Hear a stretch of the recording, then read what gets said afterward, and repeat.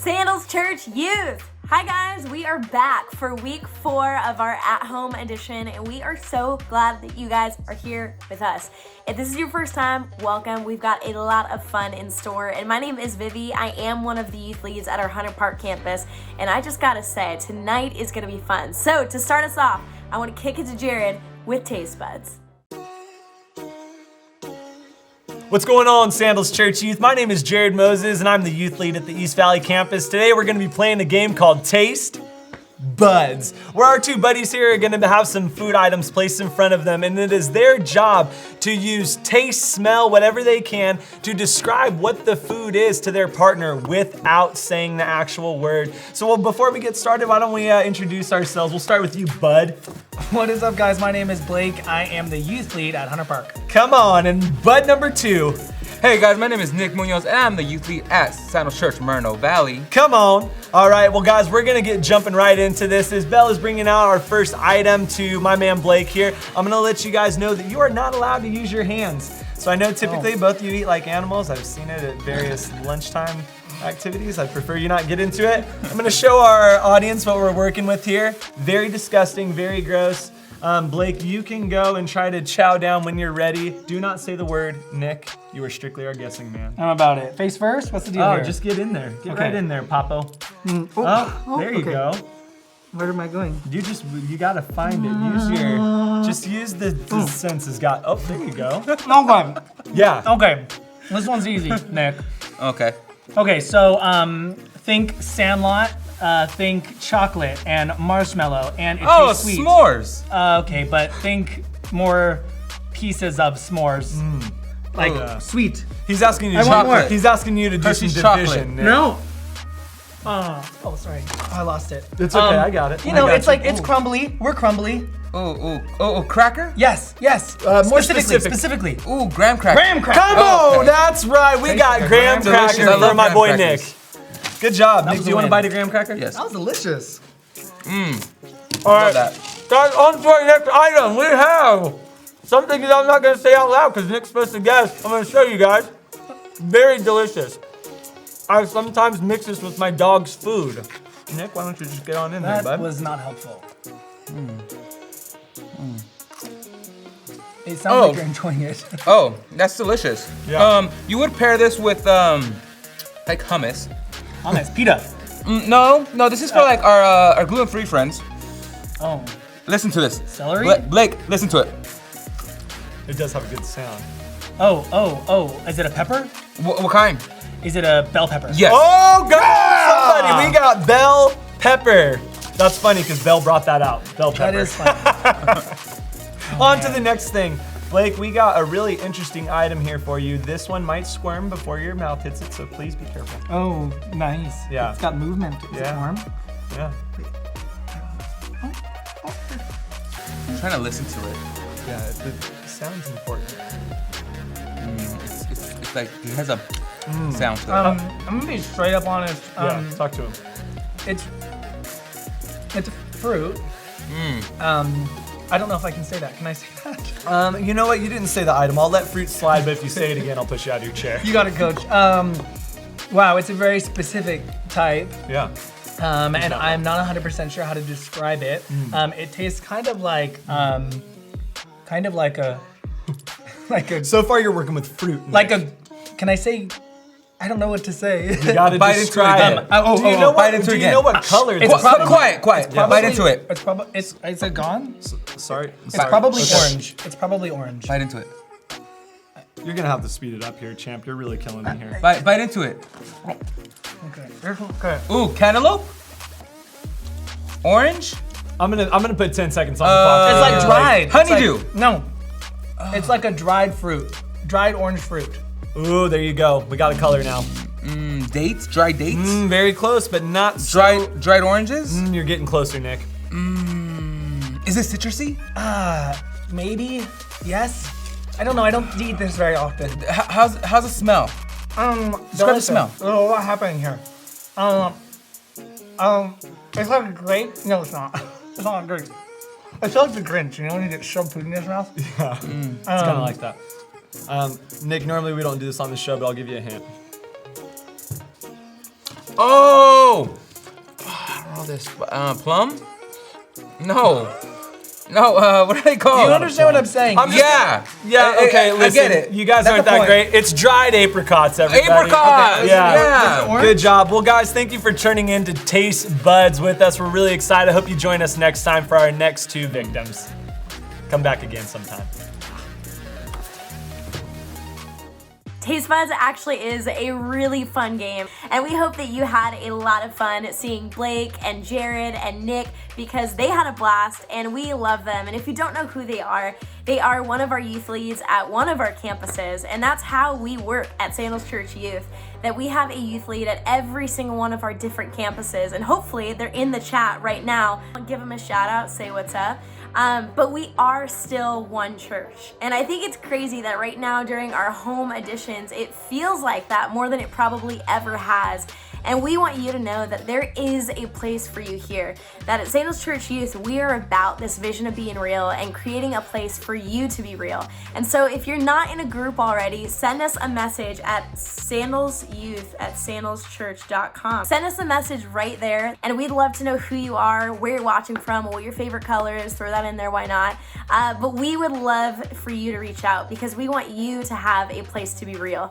You know, last week we talked about this message. It was so good, about the difference between being a Christian and a disciple, and really this idea of wanting to live your life your way or live it God's way. And then we got to talk about it.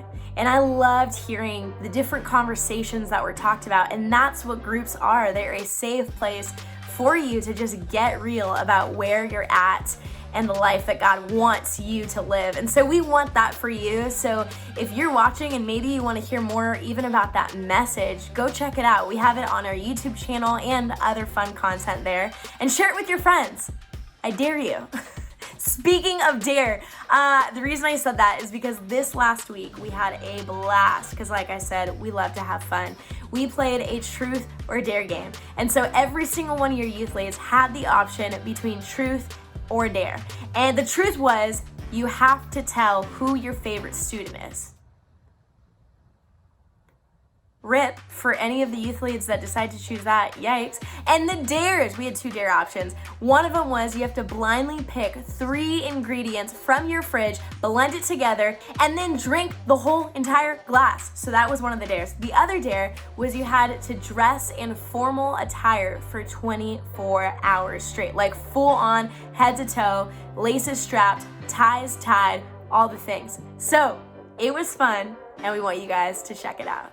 Yo, what's up, Sandals Church Youth? My name is Jared Moses, and I'm the youth lead at the East Valley campus. This is John from Sandals Church Banning. Byron, I'm the youth lead here in the Fresno campus. We're playing a little truth or dare, and I chose dare, obviously, because choosing truth only gets you in trouble when you play this game. 3 items from my fridge that I'm going to pick blindfolded. First item.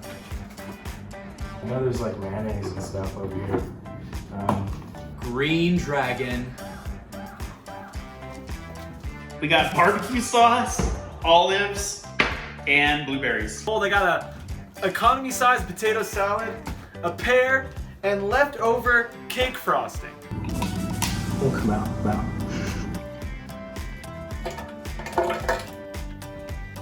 we go. All right.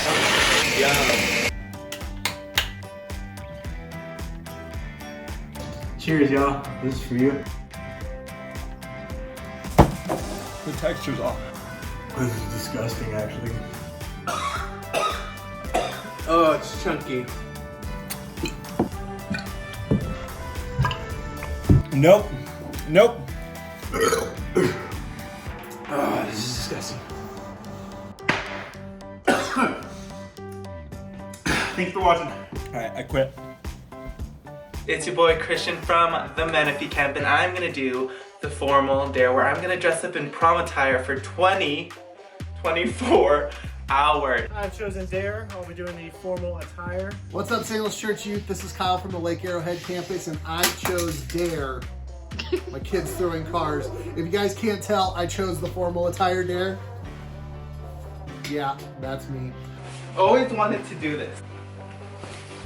Boom!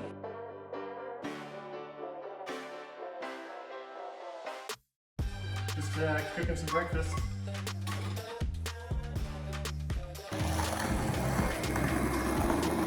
Things are going relatively smooth. My day hasn't been impacted too much. Starting to get just a little bit uncomfortable. Let's go see what my roommates think.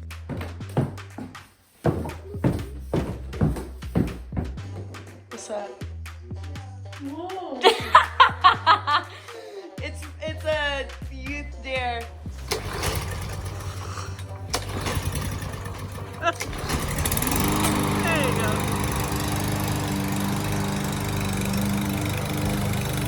I got a haircut in the suit, an at-home haircut, by the way. Ah! Oh my gosh! He's doing this! I am so itchy. Probably the worst decision of my life. But I had dinner, I took a couple naps, I did work in this suit.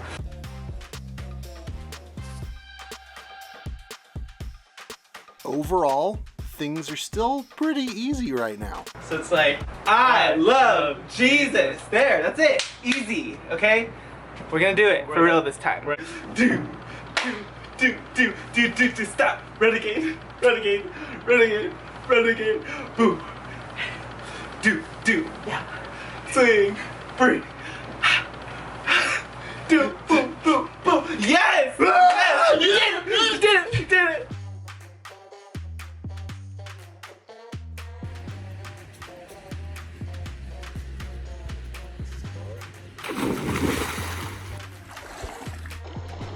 It's 24 hours later, and I'm exhausted. I slept terrible. I feel like a tightly packed sausage. I should have just blended things from my refrigerator. Well, good morning. It has been a fun and stylish 24 hours. I'm excited to wear something more cozy. But yeah, there you go. All right, I did it. 24 hours in this suit. And oh my gosh, I look like a crazy person. But you guys saw it. Thanks so much for watching. We love you guys so much. It's been a full day, full 24 hours. It's 5:30 in the morning. I haven't slept. It was a great day. Thanks for sticking it out with me. Let's do truth. Who's my favorite student? Wow, I'm gonna have a lot of angry students. Honestly, I'm gonna have to go with homie that he volunteers every week. He's always there. He's so respectful. Dean Anderson. I love Dean, man. He's the holy. This is how I feel about having to do those truth or dares. Just kidding. It was fun for the most part, except for when I may or may not have spilled black coffee on my white sheets after tripping on my long dress. Not fun. And having to see those youth leads drink those disgusting drinks. I can't even, but we hope that you guys had a blast watching us do ridiculous things and answering ridiculous truths, because the truth is, we love you guys and we love getting to share our lives with you. And so that's why I'm really excited that I get to introduce Brandon CEBALLOS, our youth lead at our San Bernardino campus, and then John Martinez, our youth lead at our Banning campus, to share some encouragement and a little bit about their stories with you guys. So check this out. What's up, you guys? My name is Brandon CEBALLOS, and I'm the youth lead at San Bernardino. I want to talk to you guys about fear. You know, we've been hearing a lot about crazy stuff on the news lately, and just life has been just chaotic and full of fear. And that's just something that we deal with now, and we've dealt with in a long time. And I want to tell you guys that me in my personal life, I've dealt with fear, honestly, all the time. Since I can remember, I've dealt with fear, and it's something that's put me in prison at my own house, made me into a person where I can't even express myself. It's basically held me back so much in my life. But Jesus has given me freedom in this, and I want to share some scripture on how Jesus has given me freedom and how I've gotten freedom through this fear. And a lot of people call it anxiety, stress, but it all takes different forms. In my life, it's been through anxiety, and I've gone through stuff like, even when I was in middle school, I've had fear of gaining weight. I've had anorexia, something I'm not too proud about, where I did not want to eat because I was worried about that. So fear about fear itself. Am I always gonna be afraid of things? Am I always gonna be that way? God has just shown me these verses, and my favorite verse in the Bible is in 1 John chapter 4 and verse 4. And it says, "But you who belong to God," so I do believe in Jesus. I believe that I know him, I know who God is, and God knows me and has created me. And it says, my dear children, he's talking to us, you have already won a victory over those people. Talking about anybody in this world, anyone that gives you anxiety, anything that the media is telling you, anything like that. Because the Spirit who lives in you is greater than the Spirit who lives in the world.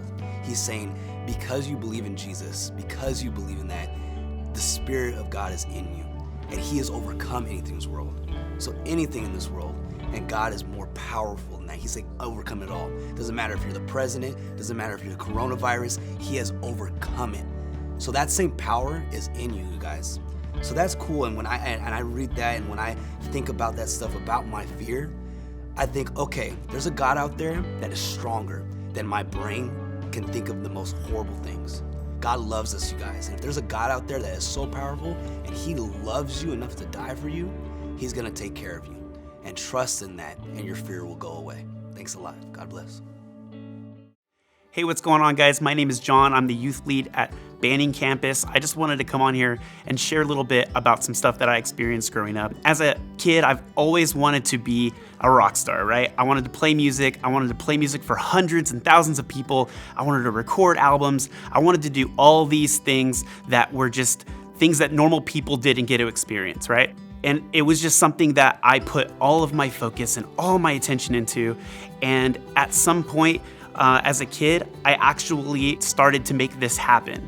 Things started happening. I got to tour the world. I got to record records. I had record deals. And I thought that that's what I wanted. I thought that that would make me feel full. I thought that would fill that void inside of me that didn't feel like a void, but it was something that I was definitely trying to fill. And as time went on and I got a little bit older, had my first kid, I kind of started to realize that being able to be successful in music and experience those things that I only dreamed of as a kid just didn't actually fill that void.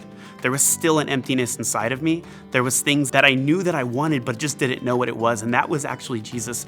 Once Jesus actually came into my heart and filled that void, I realized just exactly what I really wanted and what I was created for. I was created to come alongside Jesus, to follow Jesus, to be loved by him and love him as well. And that void actually got filled. And it was the most rewarding thing, being able to raise my kids in faith, following alongside Jesus as well. It was literally the best thing that could have ever happened to me. And I just wanted to encourage you guys to be able to do the same thing. Understand that God is here and he wants you to be in relationship with him. Man, I love getting to hear people's stories. I think it really is just one of the coolest things because you get to hear how God is moving and has changed people's lives.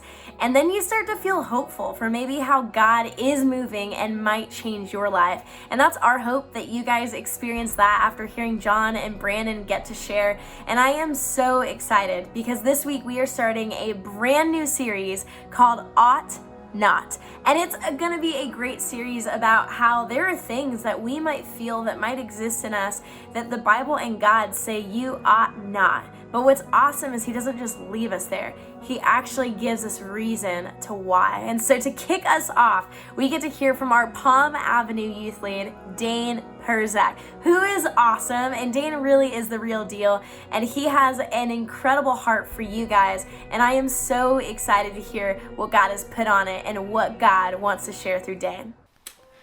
Well, good evening, Sandals Church Youth. Man, thank you guys for tuning in. I'm coming at you live from my house. Still in my fancy clothes. And yeah, we're here. We're talking. Man, I'm so glad you guys are tuning in. We are kicking off this series, Ought Not. And tonight we're going to jump into Jesus' command to fear not. Don't be afraid.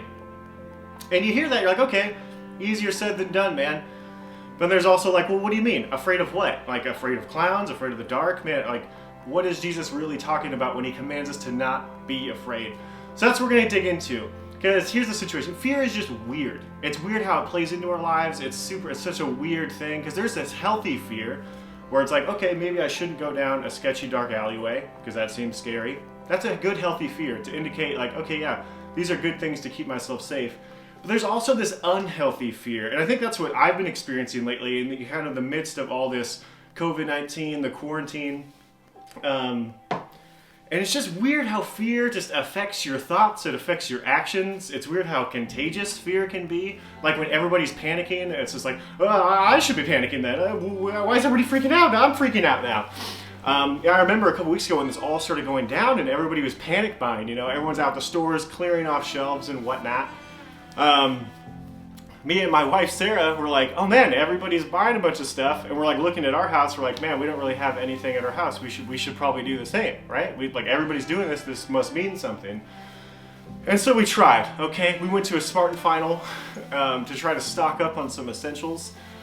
We were shopping around, and by the time we got to the checkout line, we were looking at our cart, and like all we had in there was like a 30-pack of Flamin' Hot chips, a family pack of Bagel Bites, bunch of ice cream, just a bunch of, you know, really, really essential things for the end of the end times. But that's what fear does, right? Man, fear just, it makes you think crazy thoughts. It makes people act in ways you wouldn't expect them to act in. And so really, what does it mean for us as Christians who believe in God? What does this mean when Jesus says, no, don't be afraid? What is he talking about when he says this? And so we're going to dive into a really, really powerful passage. You can find it in Matthew 8. This is Jesus on a boat with his disciples in Matthew 8, starting in verse 23. So here they are, crossing a lake, and all of a sudden the storm hits. It says, then he got into the boat and his disciples followed him. Suddenly a furious storm came up on the lake, so that the waves swept over the boat. They're in the middle, on this, you know, rinky-dink boat, 2,000 years ago, this storm's hitting. Some of these guys don't even know how to swim, which is crazy, and so they're freaking out, right? They're panicking, there's a storm hitting. But Jesus, this is great. Jesus was sleeping. Jesus sleeping in the boat. Jesus is my hero in this moment, honestly, because really, for me, 99% of the time, I'd rather just be napping rather than doing anything. So Jesus is sleeping. He ain't stressed, he ain't worried. So the disciples, they woke him up, saying, Lord, save us, we're going to drown. He replied, you of little faith, why are you so afraid? Then he got up and rebuked the wind and the waves, and it was completely calm. Whew. The men were amazed and asked, what kind of man is this? Even the winds and the waves obey him. And this is insane. So Jesus calms the storm. And all of a sudden, they're not even thinking about the storm. They're just amazed at how powerful and how amazing Jesus is in this moment. And so our first thing, my first point for when it comes to not being afraid, write this down if you're taking notes. Maybe just take a mental note. But Jesus doesn't want you to be afraid of what's out of your control. Don't be afraid of what's out of your control. Right now, it's probably really, really easy to, list all the things that are out of your control right now, right? Man, you're locked in your house. By the time you guys are watching this, you gotta wear masks. Man, all these things are going on. This sickness is spreading. All these things are happening. Businesses are closing. All these things seem to be happening out of our control. It's overwhelming. It's stressful. But here is the encouragement, and here's what Jesus wants us to know. Our job isn't to calm the storm. It's to stay in the boat. Jesus has power over the storm. We have control about staying in the boat. And what does that mean? And so what's tragic about times like this, when things get crazy and when people experience really hard things in their life, that's when people abandon their faith. Because they think, well, man, I'm going through all these awful things are happening to me. Where's God? God must be asleep up there. He doesn't care about what's going on in my life. I'm praying, he's not answering, he's not helping me. So I'm just gonna figure this out on my own, right? God must not be there if I'm experiencing all this. And they bail, which is in that same way. Could you imagine being in a boat during a storm and just jumping into the water? You would see somebody do it, but what are you doing? That's crazy. No, stay in the boat. That's the encouragement for us as Christians, that in this time, that we don't abandon our faith, but we stay strong in our faith, that we stay in the boat. And men, to know that we're in the boat with Jesus. What do we have to be afraid of if he's in the boat with us? And it's crazy. I experienced a really crazy storm once. I used to work at Forest Home Christian Camp, and it was such a blast of summer. All summer we were praying for rain, right? And then one Sunday morning, starts raining. So exciting. And Sunday is when all more campers come up. And so buses are arriving, students are getting dropped off in the rain. We're dancing, going crazy, yeah guys, what's up? Welcome to camp. Woo, it's raining. And then suddenly, minutes later, I'm not even kidding, we just see kind of gushes of water. This isn't just some sprinkle, this is getting pretty serious. And then we hear this siren start going off, this whole And so like, okay, this is a flash flood now. And we have these like 100 kids up here. We're like, oh my gosh. So instantly we're like, get them back in the bus. Get them back in the bus. We got to get them down. They can't be up here. And so we're loading them back on the bus. The bus driver's freaking out. He's like, I can't take these kids. I can't take these kids. I'm like, no, you're taking these kids. You got no choice, buddy. You put it in drive. Let's go. So we load the kids up and they're crying, they're screaming. Some kid in the back is like, we're gonna die. We're all gonna die. And I'm just like, calm down. Everybody remain calm. And so we start driving down this steep hill. I'm not even kidding. You couldn't even see the road at this point. It was just this river. We were just driving on this river and there's this boulders rolling down underneath the bus. So we're just tumbling and freaking out. And inside I'm like, okay, we could die. This is terrifying. But no, we made it to the bottom, to the main camp safely. We got the kids off and then we got into this building thinking we're safe now. This kind of big building with this big stage in it. So we're sitting there kind of taking a moment to pause and relax, like, okay, we made it out, that's great. And then suddenly there's these windows that are like 4 feet off the ground. You just hear the glass shatter. All the windows break and mud is just pouring into the building and instantly starts filling up the floor. So the kids start screaming and we just have everybody huddle on the stage above ground. But then they got the back door open. Some people came like, God, get these kids out of here. Let's go, let's go, let's go. So we got them out and finally got them to the cafeteria safe and sound. At this time, man, news vans were already up there reporting like hundreds of kids are trapped on the mountain. The bears are loose. Everybody's panicking. Like, and then parents are trying to call the camp, and there was just this hysteria. And I remember, man, all these things out of my control, right? I can't control the rain. I can't control these boulders tumbling down, the mud. But in that moment, what I had to do was focus on what I can control. What is my responsibility in this moment? And that's really what we need to do now, is to, instead of focusing on everything that's out of our control, to focus on, okay, what can you control? And here's some really practical things you can control each and every day when it comes to your fear. First, when you're afraid, you can control how you respond. How are you responding? Man, what are your emotions? How are you treating other people?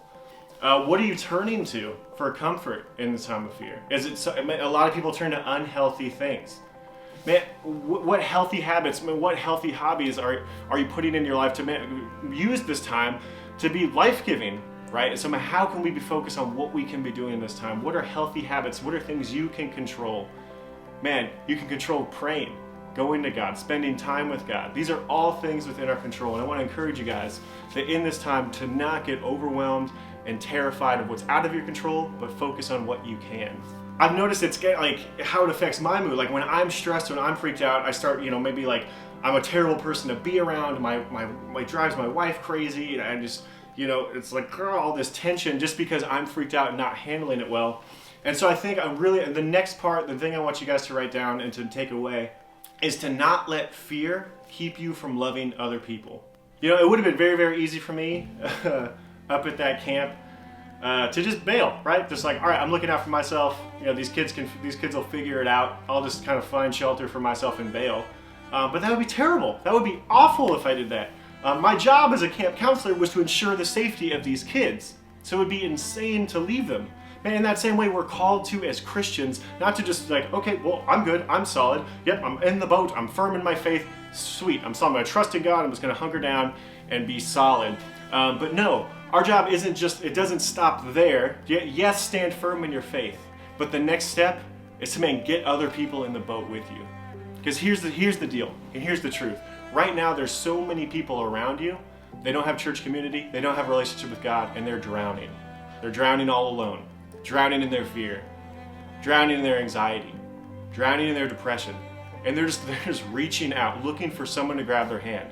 And that's what we're called to do right now in these times, in this moment as Christians, to yes, stay in the boat and get other people in the boat with us. And I'll be honest, this isn't the first thing I've wanted to do, right? I'll be honest, like when this all first started happening, I kind of noticed how selfish I was, where I was instantly like, how am I, how are we doing, how's my family? Like I wanted to make sure like we're okay first. Dealing with my own stress, my own mental health. And the last thing I felt like doing was like, okay, how can I go and be a light? It's difficult. I'm dealing with my own stuff, right? I can't be worrying about everybody else. They got to figure their own thing out. But no, man, that's not what we're called to do. One really, really crazy prayer request from Paul that I want to share with y'all is found in Ephesians 6. It's this crazy prayer request. So Paul, He's writing this letter to the church in Ephesus in prison. Homie's in prison and he's writing this letter. And just imagine the things you would pray for, right? Here's what Paul prays for in this letter. Here's his prayer request. In chapter 6, starting verse 19, it says, "Pray also for me, that whenever I speak, words may be given to me, so that I will fearlessly make known the mystery of the gospel, for which I am an ambassador in chains. Pray that I may declare it fearlessly as I should." So Paul, in prison, his prayer isn't for freedom. His prayer isn't for anything else. He just says, no, despite my situation, pray that I can continue to speak boldly and fearlessly about how good God is. And this is insane. So wild, because it meant despite our situation, despite what we're going through, and how powerful is that to still say, no, even though I'm going through really hard times, God is still good and God's still loving, and people need to know that. How powerful is that? Man, could you imagine other prisoners being like, dude, what, you're saying God's good? You're in prison, dude. And he's like, yeah, exactly. God is still good, absolutely. And people need to see how powerful is that. And that's what we're called to, that despite our situation, that we're continuing to love others, despite what we're going through, despite if we're afraid, to push through that fear and still reach out to other people. And so lastly, when it comes to fear, this is a big one. God wants you to not be afraid of what's ahead. God assures you to not be afraid of the future. And a lot of you guys, maybe you were afraid of the future before this all went down, right? And I can't imagine what it's like now. Like, no, the uncertainty, what's going to happen, where are we going to be? You had all these plans and they were taken away. But with Jesus, man, he assures us we don't have to be afraid of what's ahead. No matter what happens, good or bad, to not fear it. Check it out what Jesus says in John 14, chapter 1, speaking to his disciples. He says, "Do not let your hearts be troubled. Believe in God, believe also in me. My Father's house has many rooms. If that were not so, would I have told you that I'm going there to prepare a place for you? And if I go and prepare a place for you, I will come back and take you to be with me, that you may also be where I am. You know the way to the place where I am going." See, Jesus is saying something amazing. He's saying, I'm leaving. I'm going to prepare a place for you. That, well, man, one thing I've realized, that maybe you guys have realized too, is just how temporary everything in this life really is. That everything can just be gone in a moment. Man, how fast did this happen? Where all these things we were pouring our lives into, our efforts, our identity into, our time and our energy is just gone. Right, man? You guys are pouring into so many things, into school, sports, hobbies, activities, jobs, all your plans, and then suddenly it's just taken away. And that's exactly the question. Is to stop and that we're all just trying to figure out, well, now what? Who am I? Where is my identity really? What have I been placing all of my faith and trust in? Things that can just disappear? Man, it's kind of frightening, it's scary. But man, here we have a Jesus who was, who is, and who always will be, is preparing a place for you. And that's the hope we have. That yes, everything on earth can vanish, but God will always remain. And so now is a time more than ever to place our faith and trust in God, who will always be there with us. But Thomas said to him, "Lord, we don't know where you are going. How can we know the way? How do we get there?" Jesus answered the most powerful words ever. "I am the way and the truth and the life. No one comes to the Father except through me." Jesus is the way. Because of what Jesus did for us, forgiving his life for our sins, and when we place our faith and trust in him, we have that promise of an eternal place with God. And check out this description. It's unbelievable. It's in Revelation 21. It's this vision of this new heaven and this new earth. It says, "Then I saw a new heaven and a new earth. For the first heaven and the first earth had passed away, and there was no longer any sea. I saw the holy city, the new Jerusalem, coming down out of heaven from God, prepared as a bride beautifully dressed for her husband. And I heard a loud voice from the throne saying, 'Look, God's dwelling place is now among the people, and he will dwell with them. They will be his people, and God himself will be with them and be their God. He will wipe every tear from their eyes. There will be no more death, or mourning, or crying, or pain. For the old order of things has passed away.'" Man, I don't know about you guys, but I am looking forward to a place that is free from death and crying and pain. Man, we live in a broken world. That's the reality. And just there's so many, sin and brokenness and death is just so unnatural, and we can feel that, right? If any of you guys have ever lost somebody, you know how awful that is, and how just like you just feel robbed. Like, man, this can't be it, because it's not. God designed us to be eternal, to live forever. So man, this death, this brokenness, it's painful. It's been 8 years now since my mom passed away from breast cancer. She battled it for 2 years, which was just, man, cancer is just the worst. And that's an understatement. I don't think I've ever experienced more fear of something out of my control and uncertainty in my life. And that was like, honestly, it led to me clinging to God at the end of that, because I had nothing else. I remember our last Christmas we spent together. We were up in Mammoth Mountain in a cabin up there. A family friend let us stay up there, which was awesome to have that time together. And my mom wanted to go for a hike. She loved hiking. It was one of her favorite things. I'd always just been such a strong woman. She raised me and my brother and sister all by herself. She still graduated from college while doing that, opened her own yoga studio. She was vegan, a life coach, she was a strong, healthy, awesome woman. But this time we were up in Mammoth for that last Christmas. She was at stage 4 and had grown very, very weak. And so she decided to go. She's like, hey, let's go for a hike. We'd stay inside the cabin all day just having deep, emotional, heavy conversations. She's like, let's take a break. Let's go for a hike. So we decided to go walk around this lake, and it was about 10 to 15 minutes in, where my mom, who had always been so strong, so powerful, there she was at 44 years old, and she couldn't keep going. She had to sit and take a break. She was winded, and it was a heavy moment for me because I'd never seen her like that defeated. And what I had to do was put her on my back and carry her the rest of the way.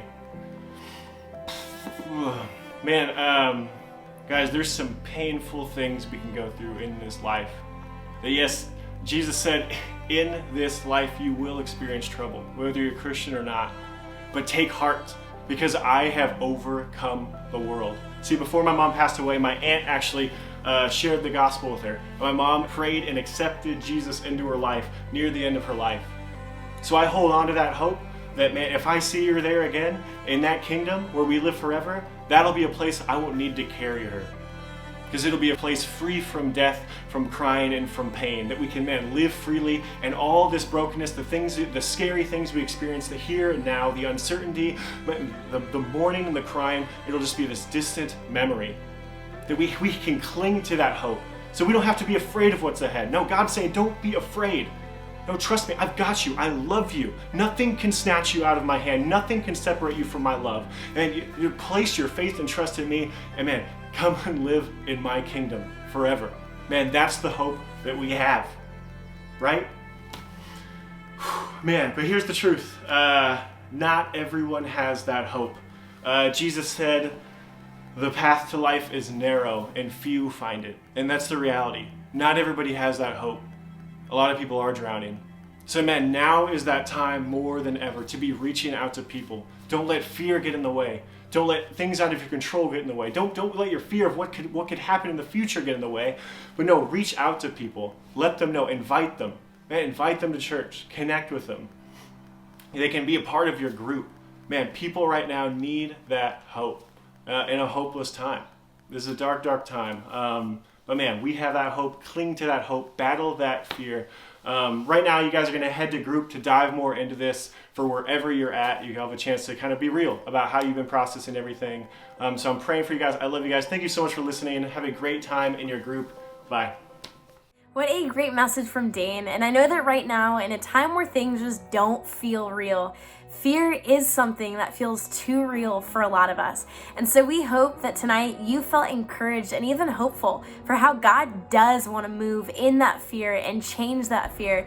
But we also hope that your night doesn't end now, but that you go into your group and get to talk about and get to be real about where you're at right now. And if you're not in a group, we would love to get you connected. Send us a message at sandalsyouth@sandalschurch.com and just let us know, because we want you to be able to have a safe place to be real and where that you feel like you have people. And so if you're already in a group, your youth leads and youth leaders should be hitting you up right now. But the last thing that I want to say is that if you need prayer or maybe even just some support through something that you're struggling through, we would love to be able to pray with you and pray for you through that. So let us know, send us a message on any of our platforms, and we'd love to come alongside you in that. And if you want to stay connected with us, make sure you're checking out Instagram, YouTube, all the things, because we got all the ways that we want to stay connected with you guys. But we love you guys, and I am praying that you guys have an incredible time in groups tonight, and I can't wait to see you again